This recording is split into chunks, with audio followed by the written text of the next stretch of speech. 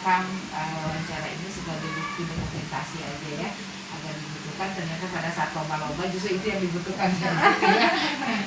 Jadi yang pertama mungkin yang ingin saya tanya, apa yang menjadi kekuatan dan kelemahan di TK Bona ini?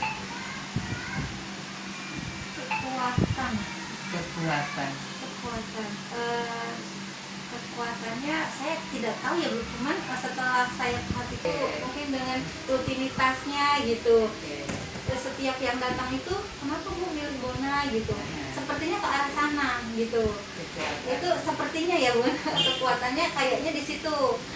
Nah, karena kan kalau Bona itu tidak pernah menyebar brosur, tidak pasang spanduk gitu. Setiap tahun itu tidak pernah menyebar brosur. Sampai hari ini pun tidak ada brosur. Tidak pernah menyebar brosur, tidak pasang spanduk. Hanya kadang di FB aja PPDB sudah dibuka, tapi alhamdulillah sudah 2 tahun ini PPDB dibuka itu, sebelum PPDB dibuka tuh sudah banyak yang waiting list gitu. Kalau memang tidak secara umum spanduk, itu melalui apa di informasi itu disampaikan? Ya itu dari mulut ke mulut sepertinya Bu. Maksudnya melalui pasti orang tua dulu, mungkin ya di grup atau gitu? Oh tidak Bu, sama sekali? tidak, jadi cuma saya biasanya tuh kan kalau Bona tuh PDB di November. Nah biasanya sebelum di November itu orang tua sudah kapan pembukaan gitu, mangga Bunda gitu, kapan masuk. Secuil informasi tidak. Jadi saya nanti pas PPDB dibuka nih, misalkan tanggal 10 November saya langsung di ini aja di status, kalau tidak di FB bahwa sedang pembukaan gitu. Saya antisipasi takut terjadi pembludakan, karena kan yang daftar sudah ada sebelum PPDB dibuka. Gitu. Tapi tetap menggunakan media sosial sebagai sarana untuk menginformasikan. Betul, hanya menginfokan saja. Hanya menginfokan saja bahwa tanggal PPDB dibuka secara resmi di tanggal sekian. Dan tidak semua punya IG ya. Jadinya maksudnya orang tua sebuah jaganya, tapi mungkin itu tadi kekuatan, kepercayaan orang. Sepertinya. Kepercayaan, dan tadi kepercayaan yang kuat dari masyarakat itu kan kekuatan. Jadi kekuatan. Kemudian ya tadi program yang memang sepertinya. Dua itu ya yang menjadi kekuatan luar biasa dari TK Bona. Kenapa saya bilang begitu? Karena kalau dari fasilitas ya sangat begini gitu ya. Dari fasilitas ya seperti ini gitu. Seperti itu. Dari sisi kekuatan itu mungkin sudah terlihat ya, walaupun mungkin Bu Elida sendiri kaget ya gitu ya, dari mana gitu ya. Tapi justru itu yang paling penting, justru itu kepercayaan yang mesti dijaga itu ya. Ya, mungkin dari sisi kekuatan pasti ada celah-celah yang memang mesti diperbaiki. Dari sisi kelemahan, menurut Bu Elida ada nggak? Menurut Bu Elida aja secara ada nggak yang dirasakan dari sisi kelemahan dan kekuatan? Oh banyak pasti Bu, banyak. Seperti kayak begini kan, tadi tuh dari pagi tuh sudah ada tamu, suami datang ya. Seperti tadi saya bilang, ini anaknya sudah sekolah nih Bu di TK lain. Udah info Bona dari siapa? Banyak dari ini gitu. Iya saya juga kenapa baru tahu gitu katanya. Nah itu itu saya senang, tapi satu juga ketar-ketir Bu. Karena kan setiap anak itu kan berbeda, dia mungkin dapat informasi dari anak tetangga atau anak teman yang anaknya perkembangannya bagus, mungkin emang bagus anaknya. Saya kan nggak tahu anak beliau kan seperti apa gitu, apakah akan sama ya, itu juga yang buat ketar-ketir. Karena kan tadi yang masuk di Bona itu banyak macam ya, orang tua yang sibuk bekerja, orang tua yang apalagi yang Gen Z gitu kan. Nah itu yang saya khawatirkan, saya tidak takut tidak sesuai ekspektasi. Maka dari awal saya itu tidak pernah TK Bona, keunggulan TK Bona misalkan bilingual atau misalkan tafid atau misalkan enggak pernah. Tidak menjanjikan. Justru sepertinya tidak menjanjikan, tapi justru itu yang jadi.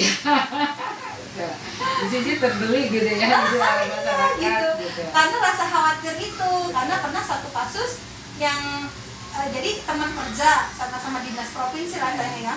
Jadi anaknya ini menang lomba terus, pas di Bona menang tafid terus dia kayaknya woro-woro gitu ya ke temennya.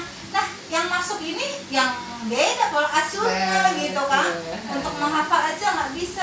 Jadi belajar dari sana ya itu, makanya kalau ke orang tua datang ya kita nggak usah muatin menjual apa gitu, yang penting bunda mau kerja sama ya, upayanya kerja sama gitu kalau mau sehebat apapun kita ya kalau nggak ada kerja sama gitu.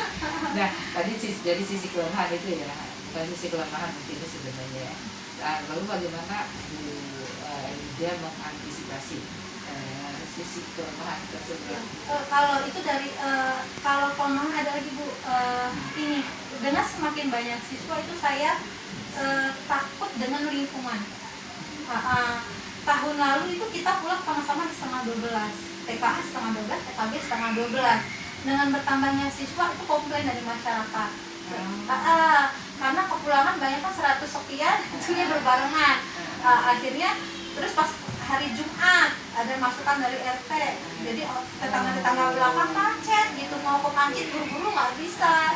Nah, akhirnya tadi saya kurangin yang pulangnya hari Jumat itu jam 11, akhirnya jam setengah 11. Yang tadinya TK dan TKB barengan setengah 12, saya bedain 30 menit. Kober jam setengah 11, TKA jam 11, TKB setengah 12. Oke, jadi itu ya. Itu kelemahannya ini Bu, lingkungan ya maksudnya?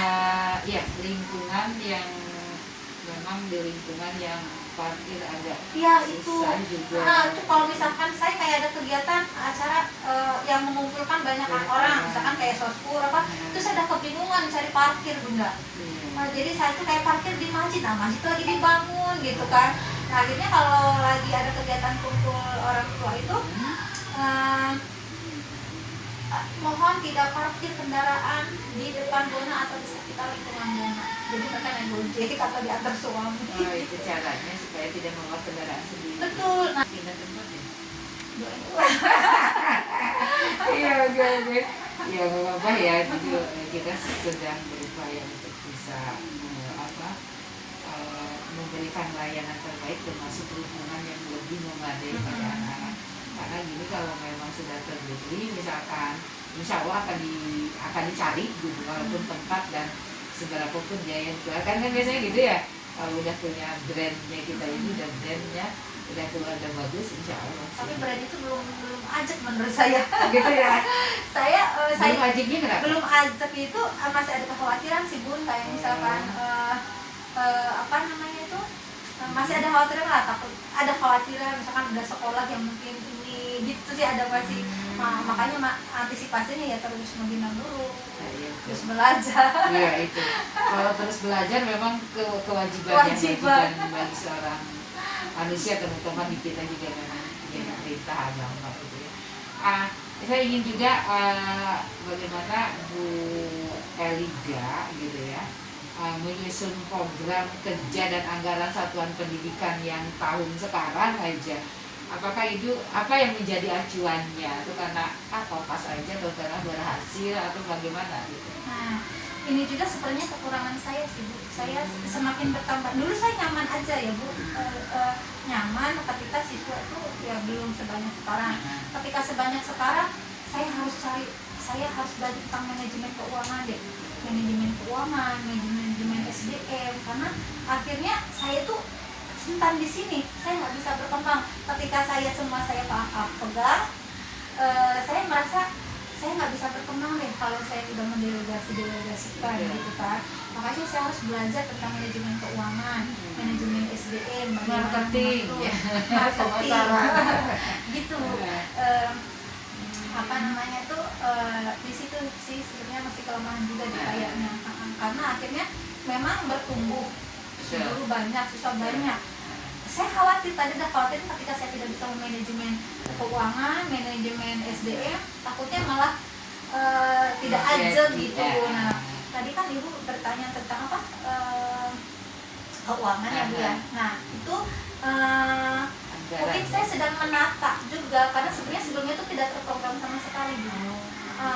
Jadi kalau apa adanya. Jadi saya itu tidak tahu pemasukan, tidak tahu pengeluaran.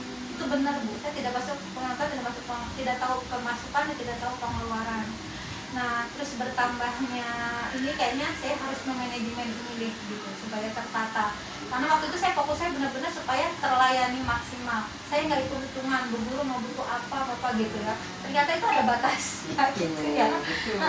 Jadi kalau bertanya anggaran itu ya saya tidak punya acuan gitu, hanya pemasukan, pengeluaran gitu maksud. Lalu bagaimana dengan adanya lapor pendidikan itu juga sebenarnya bisa menjadi acuan ketika kita membuat program. Ketika Bu Aida membaca data di lapor pendidikan, sebenarnya itu kan ada yang bukan nilai sebelum bukan grade bukan itu ya, tapi memang ada yang bermerah, ada yang kuning gitu, ada yang hijau. Maka sebenarnya itu bisa menjadi acuan untuk dijadikan program selanjutnya ketika di lapor pendidikannya merah, karena itu yang selalu segera dibenahi.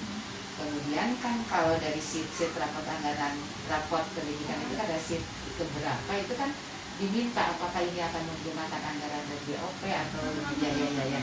Nah mungkin itu yang mesti juga dibaca datanya oleh Bu Aida agar ketika membuat program pun gitu itu sesuai dengan rapor pendidikan, bukan semata-mata pemerintah melaunchingkan gitu ya, itu juga pasti Ada maksud dan gitu tertentu.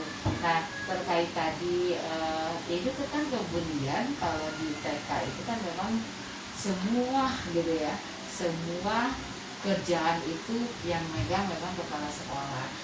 Tapi kalau memang punya kemampuan untuk merekrut sumber daya manusia yang tentunya berdasarkan kapasitasnya, kalau misalkan mungkin juga harus punya akun namanya ya, akuntannya gitu kan, yang bisa memanage keuangannya supaya jauh lebih tertib gitu kan. Nah ini sudah terpikirkan? Sudah sejak saya kepikiran itu sejak kemarin Bu, tahun lalu. Nah sekarang sudah kayaknya untuk tahun ajaran depan saya akan tertib tuh. Ada orang yang khusus untuk sosmed, ada yang bagian kurikulum, untuk kalau misalkan saya suka rapat sama bu guru itu tanpa dicatat gitu, jadi ide keluar gitu ngalir, jadi tanpa ada yang mencatat dan mengingatkan. Mungkin nanti akan seperti itu. Terus sama yang memantau SDM, sehingga saya karena saya terpikir, Mas mau ngajar ya? Kamu ngajar?